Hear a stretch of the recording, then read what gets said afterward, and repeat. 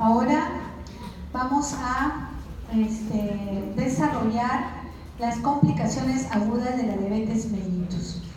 Así como hay manifestaciones tardías, también hay complicaciones agudas que tenemos que tomar en cuenta, sobre todo en las áreas de emergencia, en las áreas de urgencia de los diferentes hospitales, pero también es una de las complicaciones que presentan los pacientes en las áreas hospitalarias.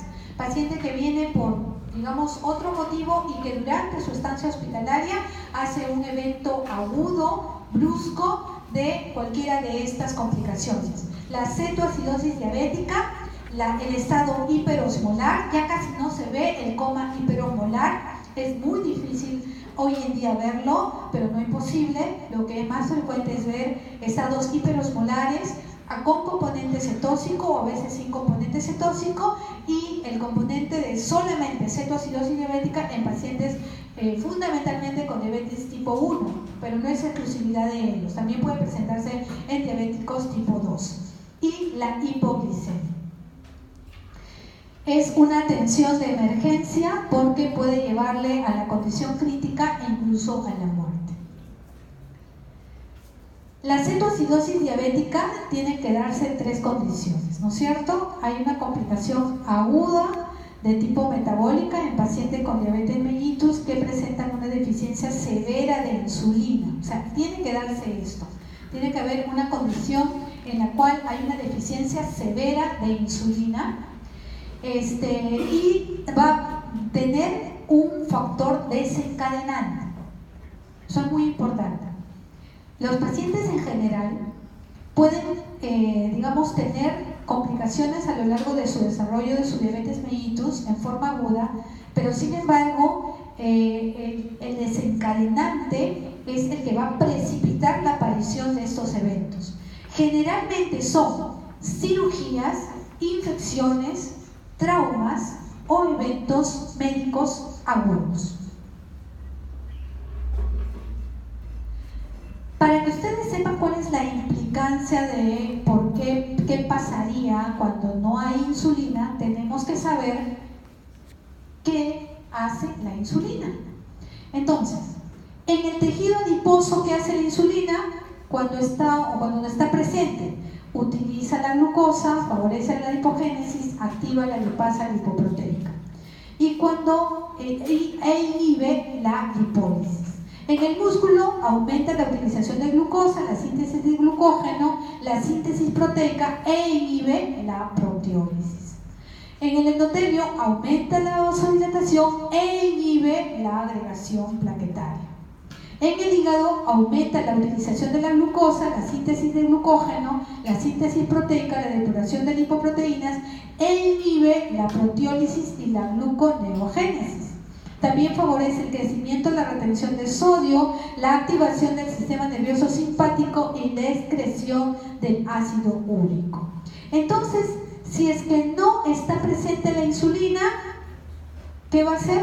Mayor lipólisis, mayor proteólisis, mayor agregación plaquetaria, va a disminuir la utilización de glucosa, va a disminuir la síntesis de glucógeno, va a disminuir la síntesis proteica y va justamente a aumentar la depuración va a aumentar las lipoproteínas. Entonces, ¿qué es lo que va a ocurrir en el paciente? Va a ocurrir de que haya mayor propensión justamente de la mal utilización de la glucosa que está elevado a nivel de sangre, abriendo rutas metabólicas completamente tóxicas para la célula. La cetoacidosis diabética tenemos que se da por tres fenómenos: el déficit de insulina, el aumento de hormonas contrarreguladoras, la fundamental el glucagón, alteración del metabolismo de los carbohidratos, los lípidos y las proteínas. Entonces, ¿cuáles los componentes?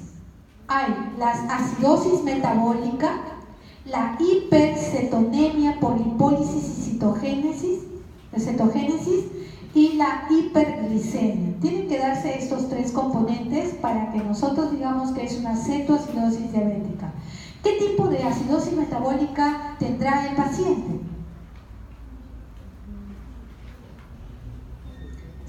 produciendo ácidos endógenos. Entonces, por lo tanto, está aumentando o disminuyendo o conservando la brecha aniónica. Está aumentando la brecha aniónica. Entonces, son pacientes que tienen acidosis metabólica con anion gap elevado. Va a haber lipólisis y cetogénesis, es decir, que casi siempre se encuentra en el paciente productos de ácidos de cuerpos cetónicos en sangre o en orina, fundamentalmente en la orina. Y va a haber hiperglicemia con deshidratación, pero no tan severa como lo que ocurre en el estado hiperosmolar o en el coma hiperosmolar. Acá lo que predomina es justamente por este tema de la lipólisis, es la acidosis metabólica. Entonces, esta disminución de insulina va a hacer justamente que aumente también las hormonas contrarreguladoras de la insulina, provocando la hiperglicemia y la disminución de la utilización de la glucosa, que también entorpece la hiperglicemia, el aumento de la gluconeogénesis, que también entorpece la glicemia. Entonces va a favorecer justamente estos cambios metabólicos, ¿no? ¿Dónde aumenta la gluconeogénesis? A nivel del hígado. ¿Y dónde está disminuida la utilización de la glucosa? A nivel del músculo, por ejemplo. Hay una glicólisis acelerada, lo que también hace que haya mayor hiperglicemia. Ahora, ¿qué pasa con los lípidos y las proteínas? A nivel de los lípidos favorece la lipólisis, esta deficiencia de la insulina, lo que hace que aumente los cuerpos cetónicos responsables de la ganancia de estos ácidos endógenos, lo que hace que haya acidosis metabólica, anion gap elevado. También a nivel de los carbohidratos disminuye la glucosa en la célula, lo que favorece que haya, digamos, que el organismo lo interprete como que falta glucosa, haciendo de que haya utilización de las proteínas para formar justamente la glucosa, entorpeciendo mucho más el grado de hiperglicemia y los cambios de ruta metabólica. Y a nivel de las proteínas, degradación de las proteínas, conllevando a mayor cetogénesis, ¿no? ¿Qué factores precipitantes tendré para que haga cetoacidosis diabética? Como lo dijimos, mucho más frecuente en la diabetes juvenil tipo 1, pero no es exclusividad de ellos. Factores desencadenantes, infecciones en general, en cualquier parte, acá solamente hay algunas, pero cualquier tipo de infección. Generalmente las más frecuentes son las vías urinarias en los pacientes diabéticos y seguidos de las afecciones respiratorias y dérmicas, pero también hay que sospechar cuando hay infecciones del sistema nervioso central, infecciones gastrointestinales, infecciones a nivel de las vías biliares que pueden desencadenar una cetoacidosis diabética. Eventos no infecciosos, como por ejemplo enfermedades cerebrovasculares o infarto de miocardio, también precipitan un estado de cetoacidosis diabético. O abandono o errores en la administración de la insulina, haciéndose mucho más, digamos, vulnerable a que no haya insulina en su organismo y haya los cambios de vías metabólicas con una gran lipólisis aumentada y formación de cuerpos cetónicos. Entonces, el paciente que viene con cuadro de cetoacidosis diabética generalmente se le descubre cuando viene en un contexto de una enfermedad precipitante o una condición precipitante. Es más, el paciente viene con síntomas de infección, ¿sí? Y de pronto cuando uno le revisa y ve que el paciente está taquicárdico, que tiene una respiración de Kussmaul, le toma unos gases arteriales y le encuentra que está con acidosis metabólica. Entonces, está con acidosis metabólica y también está con hiperglicemia. Entonces yo digo, bueno, ¿esto qué es? Es una complicación aguda, está con los dos incrementados, está con acidosis metabólica y está no sé si estás grabando, ¿no? Ya, con acidosis metabólica o si está y también está con hiperglicemia. Entonces yo tengo que decir, si estoy con estas dos condiciones, estoy frente a un estado hiperosmolar o estoy frente a una cetoacidosis diabética. Y para eso nosotros tenemos otros factores precipitantes: traumatismo, estrés psíquico, uso de corticoides, difenilidantoína, litio, embarazo, cirugías, etcétera, infecciones, como ya lo vimos, que son otros factores. Pero quiero que vean esta parte.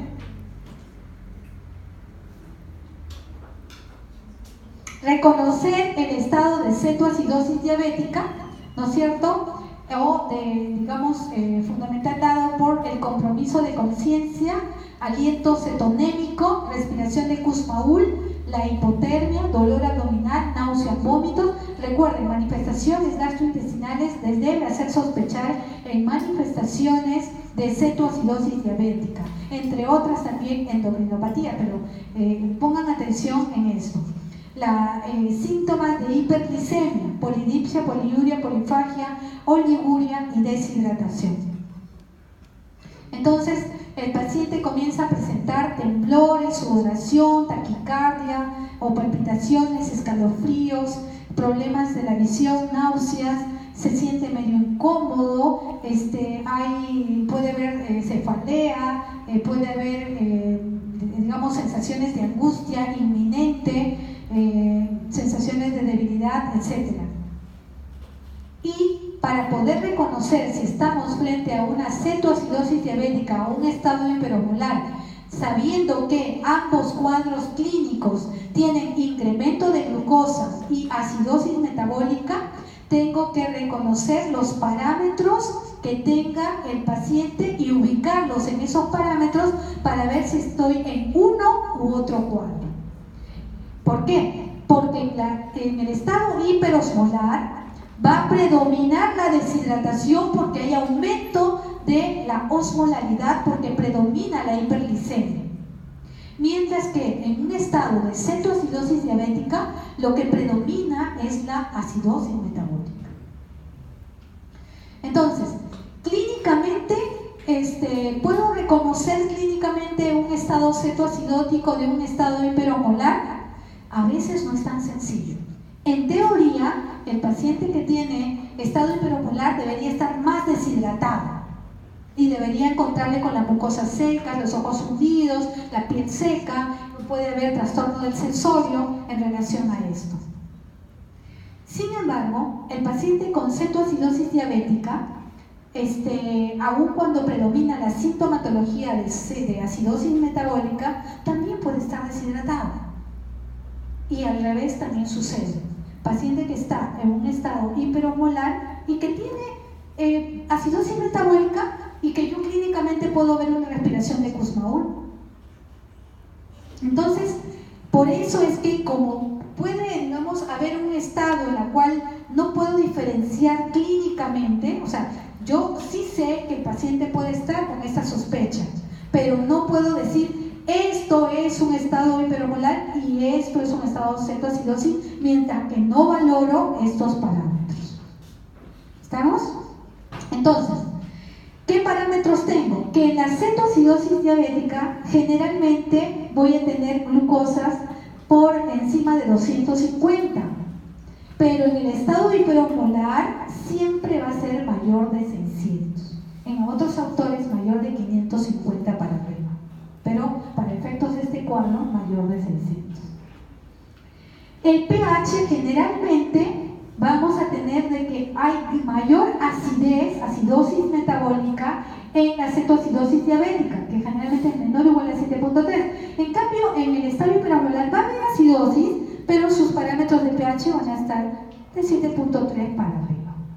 Vamos a ponerlo mayor de 7.3. El bicarbonato en la cetoacidosis diabética va a ser menor o igual a 15, en el estado hiperosmolar va a ser mayor a 15.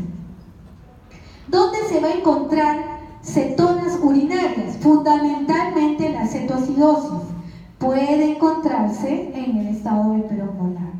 Cetonas séricas se va a encontrar de todas maneras en la cetoacidosis y puede encontrarse en trazas en el estado hiperosmolar. ¿Dónde habrá mayor osmolaridad sérica? En el síndrome hiperosmolar, estado hiperosmolar, vamos a tener mayor osmolaridad sérica. donde habrá anion gap elevado, fundamentalmente en la cetoacidosis, y en el estado hiperosmolar puede o no puede haber. Alteraciones del sensorio en ambos. Para eso necesito aprenderme estas tres fórmulas, que están fáciles porque ya ustedes la han realizado cuando estuvimos en equilibrio ácido-base. ¿Ya? Primero, ¿qué tienen que saber? Tienen que saber cómo está el anion gap del paciente, porque ustedes van a saber reconocer si su paciente está en acidosis o en alcalosis, ¿no es cierto? Eso ahorita vamos a hacer un par de ejemplos. Pero van a reconocer que el paciente está en acidosis renal. Primero la clínica, luego van a saber reconocer si el paciente está en acidosis, y si está en acidosis van a ver cuánto es el anion gap del paciente. Pero también pueden calcular el déficit de agua corporal, es decir, cuánto es lo que ha perdido mi paciente de agua, cuánto se ha deshidratado mi paciente. Y eso lo sabemos a través de esta fórmula, 0.6 por el kilo de peso de sodio hallado entre el sodio esperado. 0.6 por kilo de peso por el sodio hallado entre el sodio esperado. Eso más o menos me da el déficit de agua corporal. Y la osmolaridad la tengo 2 veces el sodio más el potasio más la glucosa entre 18, o de frente la cantidad en miligramos por decilitro. ¿Sí? Pero para no complicarles la vida, nosotros vamos a tomar en cuenta fundamentalmente esto. Por ejemplo, vamos a hacer un ejemplo.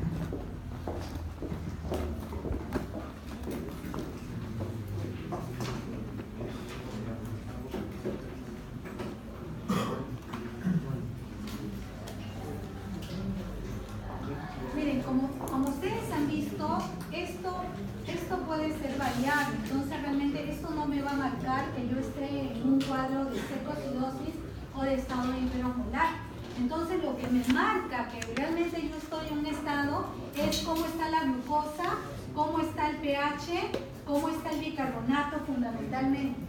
Ya, si por ahí yo tengo pues una franca, presencia de cetonas urinarias, ayuda, pero no te descarta totalmente, ¿no?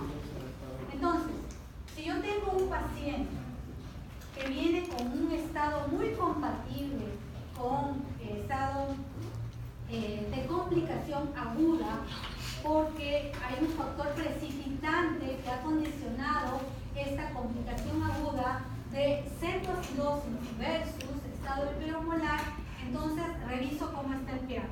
Digamos que sea un paciente que tiene unos 50 años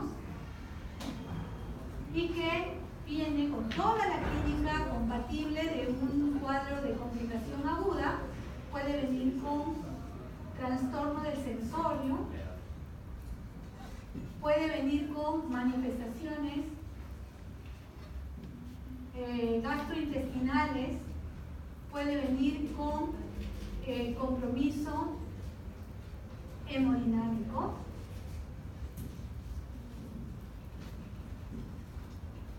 pero es un cuadro agudo, ¿sí? Entonces veo cómo está el pH, está en 7.10, tiene una glucosa que está en 300, tiene un bicarbonato que está en 8, tiene una osmolaridad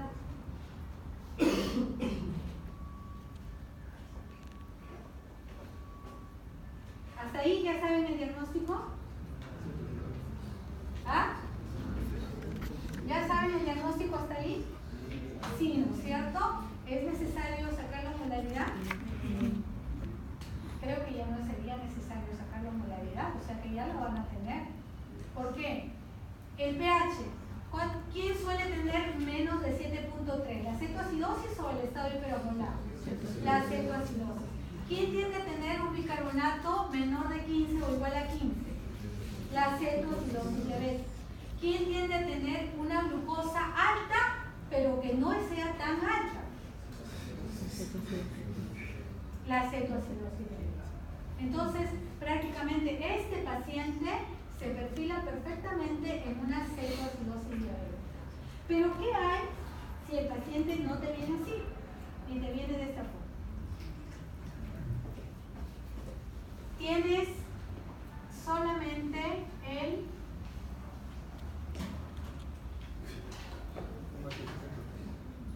sodio, que está en 148, y la glucosa. A ver, ¿cuánto era la osmolaridad? 2 veces.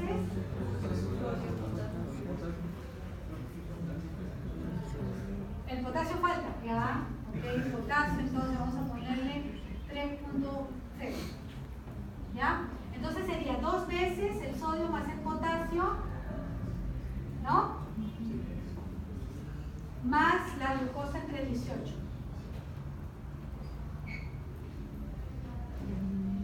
Acá, ¿cuánto sería? 148 más 13, 151, 2, ¿ah? 300, 302. Ya, 300 entre 18, ¿cuánto es? ¿Ah? 18. ¿Cuánto? 300 entre 18. ¿Cuánto? 6.16. 16.6. ¿Cuánto es esto? 318, ¿no? 318. ¿Y qué decía? ¿Cuánto tenía que ser de osmolaridad para considerarlo como un estado hiperosmolar? 320. ¿Mayor de? 320. Mayor de 320. Entonces, solamente sacando la osmolaridad, podría yo pensar que este cuadro es una cetosis. ¿Estamos? ¿Alguna duda acá? ¿Está bien? Entonces, no se compliquen ustedes, no hay que complicarse la vida. ¿Ah? El contexto del paciente es muy importante. Muy importante es que lean bien su historia clínica y ustedes sepan frente a qué caso estoy. Después el resto simplemente es aplicar. A ver, otro ejemplo.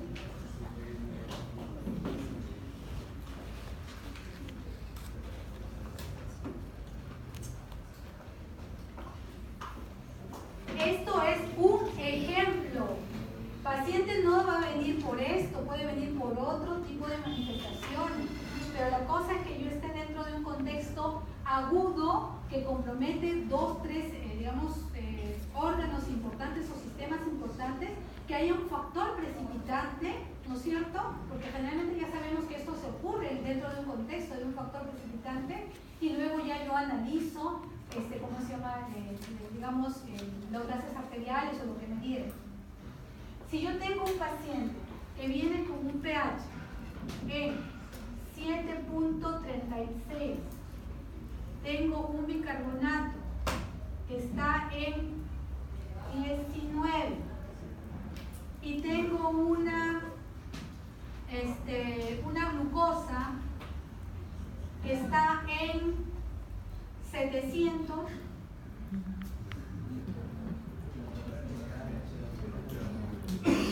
¿estoy frente a una cetosis diabética o estoy frente a un estado hiperosmolar? Estoy frente a un estado hiperosmolar, definitivamente.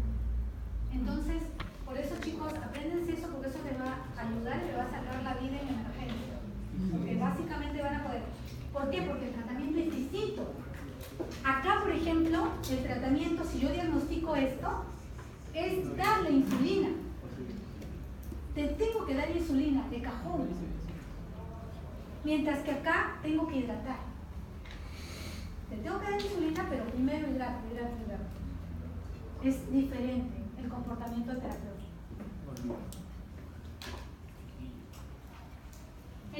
cuadro clínico que es importante es el otro cuadro clínico que también es importante es la hipoglicemia. ¿En quiénes se sospecha un paciente con hipoglicemia en un paciente diabético? 1. Cuando el paciente está en tratamiento con insulina o hipoglicemiantes orales. 2. Cuando el paciente tiene alguna manifestación gastrointestinal y que haya estado en ayunas. 3. Cuando el paciente comienza a presentar ya enfermedad renal establecida. Siempre con un precipitante. Siempre con un precipitante. Hay algo que hizo que aumente sus requerimientos y no puede justamente responder a esos requerimientos y entra en un estado de hipoglicemia. Entonces no se olvide, ese contexto, paciente que tiene una enfermedad renal, paciente que tiene alguna sintomatología gastrointestinal, que haya estado en ayunas, ¿no es cierto? O paciente que reciba tratamiento con insulina o hipoglicemiantes orales, son los pacientes que encajan a hacerte este tipo de complicaciones de hipoglicemia.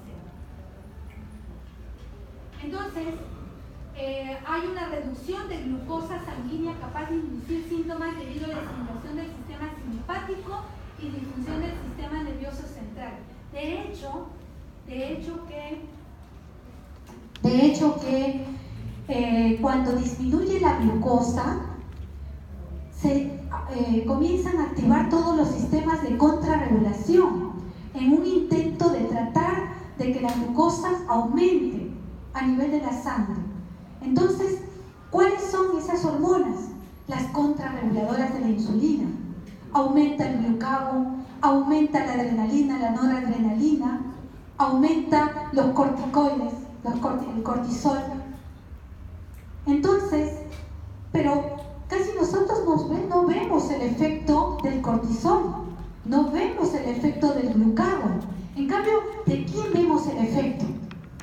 De la adrenalina y la noradrenalina.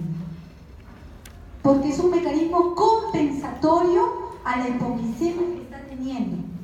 Y entonces el paciente comienza a presentar manifestaciones en relación justamente a la respuesta simpática por tratar de recuperar glucosa a nivel sérico. Pero también se va a caracterizar por síntomas en relación a una baja de glucosa a nivel de las células del sistema nervioso central, lo que se conoce como la neuroglicopenia.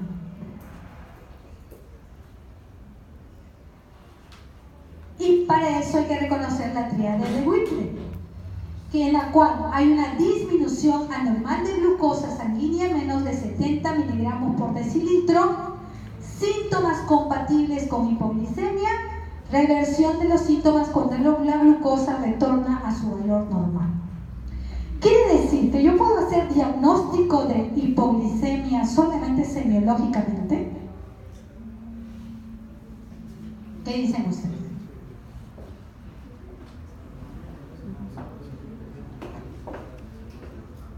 ¿Qué dicen ustedes? ¿Se puede hacer o no se puede hacer? La hipoglicemia es el descenso de la glucosa. Entonces, por lo tanto, tiene que estar, la glucosa, baja. Pero lo que sí yo puedo tener es un acercamiento diagnóstico de que el paciente tiene que estar dentro de mis diagnósticos diferenciales de que está teniendo una hipoglicemia. Cuando tenga manifestaciones de respuesta simpática y tenga manifestaciones neurológicas por la neuroglicopenia.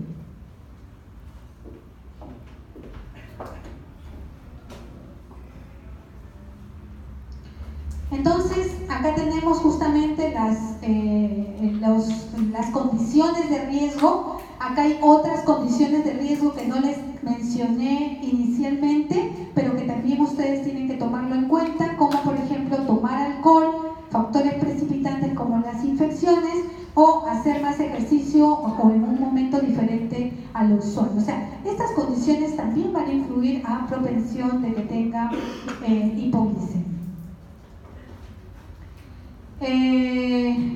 Siempre hay que descartar en un paciente que tenga hipoglicemia o condiciones clínicas que no están en relación a diabetes mellitus también. O sea, ya sería, digamos, mucha coincidencia que coexistan las dos cosas, que sea un paciente diabético con riesgo de hacer hipoglicemia por cualquiera de las condiciones anteriormente mencionadas, pero que además tengan estas condiciones médicas. Uno, que sea un hepatópata crónico, que tiene pobre reserva de glucógeno y por lo tanto tiene propensión a tener, digamos, hipoglicemia. Un paciente que tiene un insulinoma, en la cual haya un tumor en el páncreas con demasiada, digamos, insulina y por lo tanto mete la insulina a nivel de las células provocando justamente esta hipoglicemia. Y consumo crónico de alcohol. Pacientes que tienen consumo crónico de alcohol también pueden provocar hipoglicemia. Entonces, cuando ustedes tengan un paciente por diabetes mellitus con hipoglicemia, siempre también piensen en otras patologías que pueden provocar esta hipoglicemia y que no necesariamente es por netamente una complicación aguda de diabetes mellitus. Síntomas, las manifestaciones que ya comentábamos, fundamentalmente dos, la del sistema nervioso central y la respuesta simpática, pero también hay otras manifestaciones.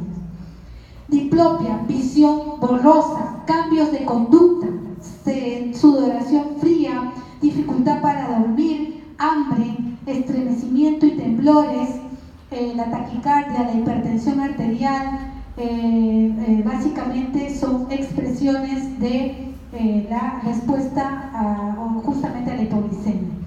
Recuerden, si bien es cierto tenemos dos perfiles bien establecidos de la sintomatología, pero el paciente puede venir solo por uno de ellos.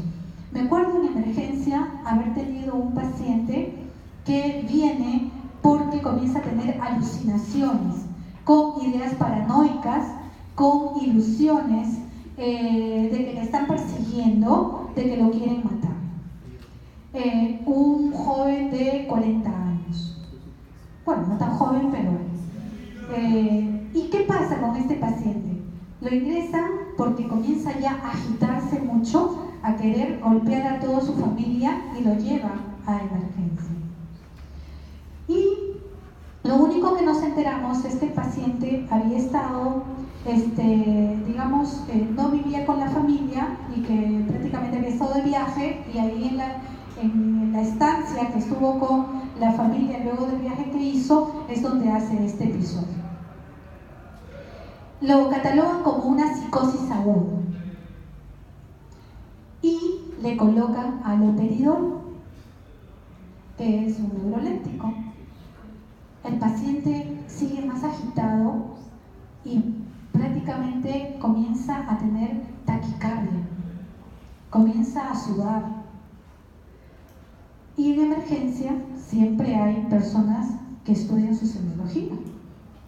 Siempre hay personas que están un pasito adelante. Y dicen, este paciente, y mandan a llamar al psiquiatra, porque no terminaba, el paciente seguía completamente agitado, completamente alucinado, ya pensaba que el médico era el diablo. Entonces, y solamente tenía eso, palpitaciones y taquicardia y la sudoración. La presión estaba estable y no había palidez, digamos, periférica, no había frialdad en la piel, y no había compromiso, digamos, ni del nivel de conciencia ni del contenido de la conciencia. Entonces, cuando se evalúa el paciente, ya estaba viniendo el psiquiatra y se le observa al paciente, y hay alguien que también hace bien su semiología y comienza a investigar la historia clínica. El paciente no daba informes y la familia no lo conocía, la que estaba de pasado en Lima, pero el que estaba haciendo la historia clínica le pregunta, ¿y el paciente cuántos días está con usted? Ya 4 o 5 días. ¿Y usted cómo lo nota el paciente? ¿Ha tenido problemas para orinar, alguna molestia? Ah, sí, ayer o anteayer creo que dijo que iba a tomar un paracetamol porque estaba con fiebre. Pero mi primo es una persona que orina bastante. Ah, orina bastante. Y tiene mucha sed. Ah, tiene mucha sed. Es paciente diabético. Sospechó la persona que estaba haciendo la historia clínica. Le toma la glucosa y el paciente tiene 40 de glucosa, miligramos por decilitro. Entonces, ¿cómo es que, si es que nosotros vemos, ustedes hagan ya la parte de medicina interna, van a ver que los niveles de glucosa están en relación justamente a las manifestaciones clínicas? Es decir, cuando estamos en una hipoglicemia de leve, entrando a la moderada, las manifestaciones más rápidas que presentan son las de simpático respuesta, o sea, la de respuesta simpática. Y cuando ya la glucosa es muy, muy severa, las manifestaciones clínicas son las neurológicas, las convulsiones, el trastorno del sensorio, la confusión, el coma. Y el paciente tenía 40 y el paciente estaba despierto, queriendo pegar a todo el mundo y no tenía mayores manifestaciones. Entonces, vean el polimorfismo que puede presentarse en un paciente diabético. Y consideren de que siempre va a haber uno o dos, no todo, manifestaciones que me orienten a pensar en la esfera del sistema nervioso central o en la esfera de la respuesta simpática.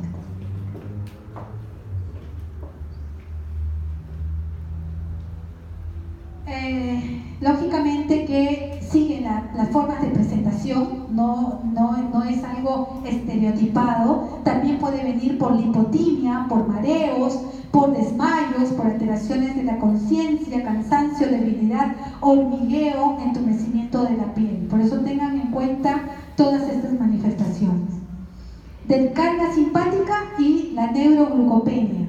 La descarga simpática, la sudoración, la taquicardia, la palpitación, la debilidad, el temblor, el nerviosismo, la irritabilidad, la sensación de hambre, las náuseas, vómitos, que es un poco más raro, la frialdad distal. Los síntomas neuroglucopénicos están en relación a justamente esta disminución de glucosa a nivel de las células cerebrales y va sobre todo en las zonas más sensibles, que es el neocórtex, que más en el neocórtex del bulbo, provocando desorientación, somnolencia, palabras incoherentes, trastornos en la actividad motriz, alteraciones en las pupilas, como por ejemplo la midriasis. Bueno, yo creo que esto es lo último que yo les traigo y también lo último que voy a poder dejar en este ciclo. Sin antes retirarme, quería que lean bien este último mensaje. Siempre les pongo un mensaje al final de la clase, pero este fundamental quiero ustedes que se lo lleven consigo. Por eso que lo vamos a leer juntos. Que es de... A ver, ustedes que saben pronunciar mejor en inglés. ¿Cómo es? ¿Steven? Recuerda mirar arriba a las estrellas y no abajo a tus pies. Intenta encontrar el sentido a lo que ves y pregúntate qué es lo que hace que el universo exista. Sé curioso y por muy difícil que te parezca la vida, siempre hay algo que puedes hacer y en lo que puedes tener éxito. Lo único que cuenta es no rendirse. Espero que les vaya bien el día lunes en su examen.